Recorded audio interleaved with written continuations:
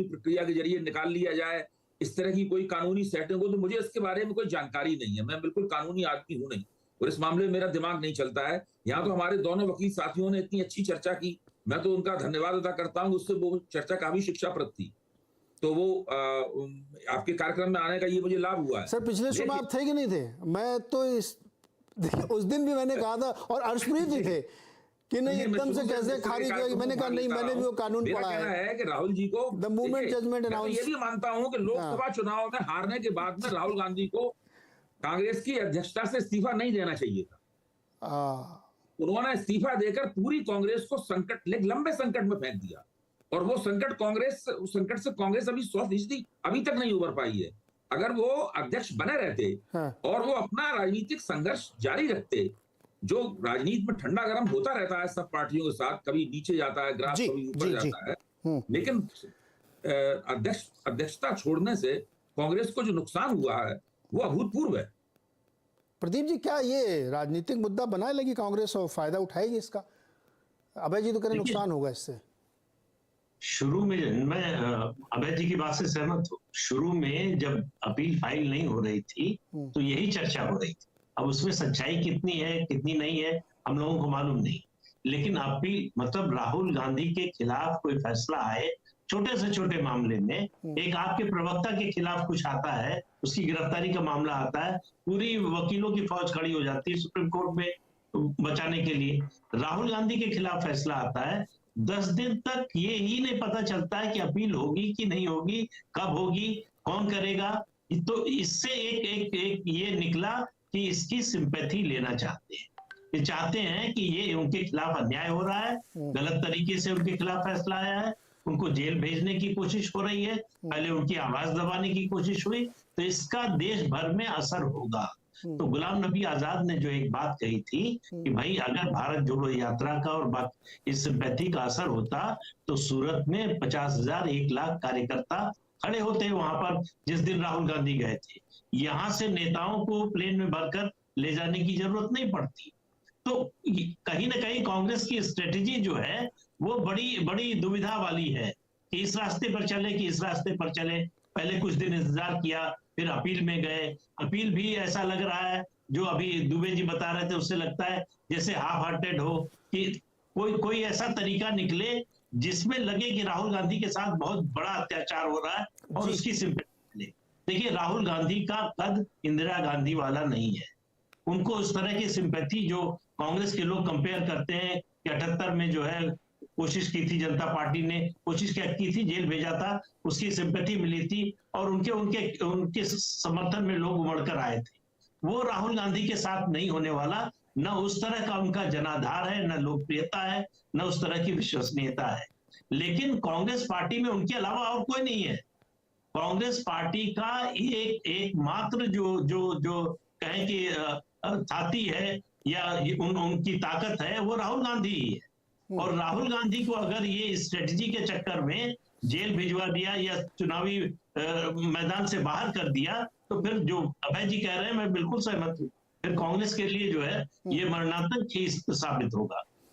हर्षप्रीत जी, आप अपने सबसे बड़े नेता के साथ ये प्रयोग क्यों कर रहे हैं भाई? खत्म करिए इस केस को, लड़ाई खत्म करिए, अपना चुनाव में लगिए। 2024 आने वाला है, आप अपने सबसे बड़े नेता के प्रयोग में लगा रखा आपने। और आप याद करिए, पिछली बार जब आया तो मैंने आपसे पूछा था कि कब फाइल हो रहा है, तो आपने कहा हो जाएगा, अभी समय है मेरे पास 30 दिन का। अब आज भी मैं पूछ रहा हूँ कि क्या कल कोई फाइल किया? कल तो आप कह रहे हैं अभी भी नहीं।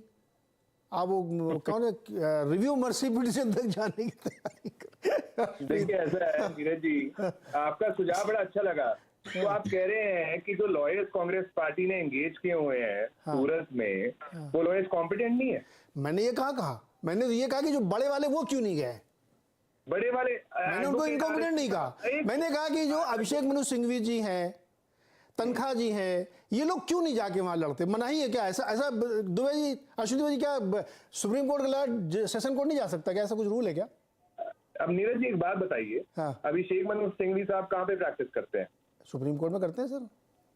और ये जो केस चल रहा है सूरत में, कहाँ पे चल रहा है? सेशन कोर्ट में। अरे तो उनको जाके वहां सलाह दे सकते हैं सर। Exactly. अब दूसरे बढ़िया पिटिशन बनवा सकते हैं। अभी तो मैं पूछूंगा इनसे ही, ऐसा क्या है भाई? Advocate R S. चीमा साहब, हाँ। Advocate R S. चीमा साहब जिनका 50 साल से ज्यादा का एक्सपीरियंस है, उनको आप छोटा लॉयर बता रहे हैं? मैंने कब कहा छोटे? फिर आपने मुझसे अपने लॉयर्स को छोटा कह रहे हैं। अच्छा इतना एक मिनट सुनिए ना अर्शप्रीत जी सीरियस नोट पे। अर्शप्रीत जी पहले सवाल आपके धुरंधर वकील आप कह रहे हैं चीमा साहब लगे जिनको 50 साल का एक्सपीरियंस है, उनके साथ छोटे छोटे वकील भी वहां लगे हुए हैं और इतना पिद्दी सा केस आप नहीं हल करवा पा रहे सर, तो मैं मानूंगा ना कि आपकी स्ट्रेटजी है कि इसको लिंगर ऑन कराना है, पॉलिटिक्स करनी है। मैं खुद वकील हूँ, आपको एक चीज बताता हूँ नीरज जी, जो ट्रायल कोर्ट का लॉयर है उसको ट्रायल कोर्ट के बारे में सबसे बढ़िया पता है। हाँ। जो सुप्रीम कोर्ट का लॉयर है उसको सुप्रीम कोर्ट के बारे में सबसे बढ़िया पता है। बहुत फर्क होता है प्रोसीजर का, बहुत फर्क होता है। कानून अलग अलग थोड़ी होते हैं सर। सुप्रीम को एक सेकंड सुन लीजिए, जहाँ चले ये कानून भी चलेगा ना सर। बहस होनी है, नीचे पूरा केस तैयार होता है साहब, ऊपर सिर्फ बहस होती है, आर्गुमेंट्स होती है। तो there is a big difference in the procedure, बहुत बड़ा फर्क है प्रोसेस में। तो आपको ये कहना सही नहीं है कि उनको अच्छी रिप्रेजेंटेशन नहीं मिली, उनको best of the best representation मिली है। Advocate R S. चीमा साहब is one of the best lawyers we have in India, और ये पहली दफा नहीं है जो हमें रिप्रेजेंट कर रहे हैं, वो पहले भी बहुत दफा रिप्रेजेंट किया है हमें। तो ये आपका कहना गलत है। दूसरी बात, अब देखिए आर्टिकल 103 के बारे में दुबे साहब ने बात की। आर्टिकल 103 में कहीं पे भी नहीं लिखा हुआ कि ये सिर्फ ऑफिस ऑफ प्रॉफिट की जब डिस्क्वालिफिकेशन होगी तब ये लागू होगा। ये तब लागू होगा जब किसी की भी डिस्क्वालिफिकेशन होनी है मेंबर की। दूसरा ये है कि आपने कहा कि ये पॉपुलैरिटी बढ़ती है जेल जाकर के, मेरे फेलो पैनलिस्ट रिस्पेक्टेड कह रहे थे, तो मैं कहूंगा ये पॉपुलैरिटी बीजेपी भी बढ़ा ले। उन्होंने हमारे लीडर्स के लिए शब्दों का प्रयोग किया जैसे सदाम, पप्पू, रेनकोट पहन के कैसे ना आना है, और बहुत चीजें बोली है। उन पे तो केस हुए नहीं, ना कोई दरखास्त हुई, ना कोई FIR हुई, और वो सिर्फ डेफामेटरी, डेरोगेटरी और डिमीनिंग बयान नहीं थे, वो ऐसे कुछ बयान भी थे जिनकी वजह से लोगों को उकसाएगा कानून को अपने हाथ में लेने के लिए, ऐसे स्टेटमेंट थे आप लोगों ने। और ये उसके बावजूद कोई कार्रवाई नहीं हुई बीजेपी लीडर्स के खिलाफ। तो हम तो साहब ये कहते हैं कि कानून कैसे देश के ऑपोजिशन पार्टीज के लिए है जो बीजेपी के साथ अदालत का फैसला आप कर सकते हैं। आपके सारे कांग्रेस प्रवक्ताओं को एक एक सेंटेंस कंठस्थ है कि किस बीजेपी वाले ने क्या बोला है। फाइल करो मुकदमा, किसने रोका आपको? क्यों नहीं करते?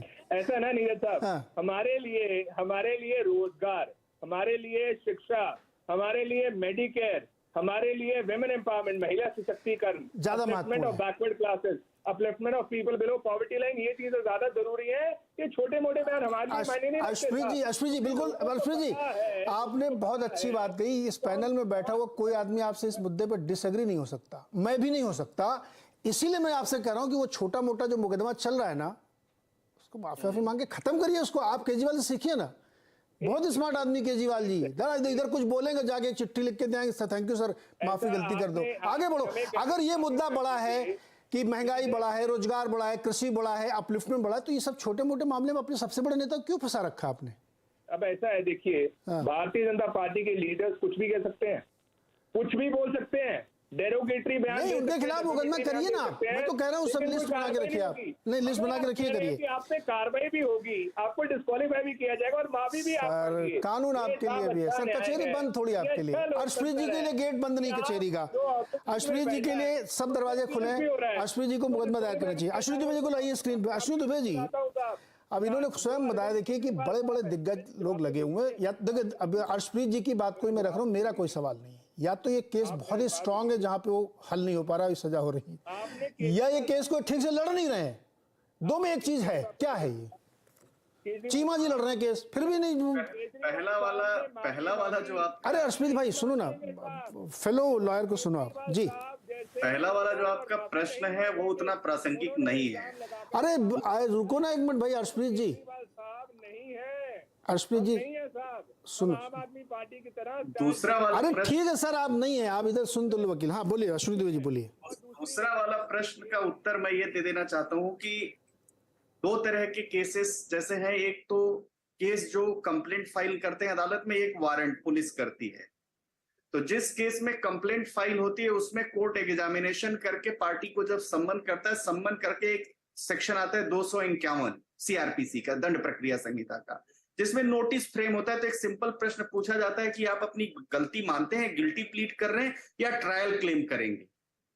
एक वो स्टेज आती है जहां पर क्लैरिफाई किया जा सकता था इस पोजीशन को कि मेरा रेफरेंस बस तब के उसमें नहीं था। दूसरा, जिस दिन जब चार्ज फ्रेम होता है तो 227 में एक स्टेज होती है, सीआरपीसी में डिस्चार्ज की एप्लीकेशन लगाई जाती है रीजंस लगाकर।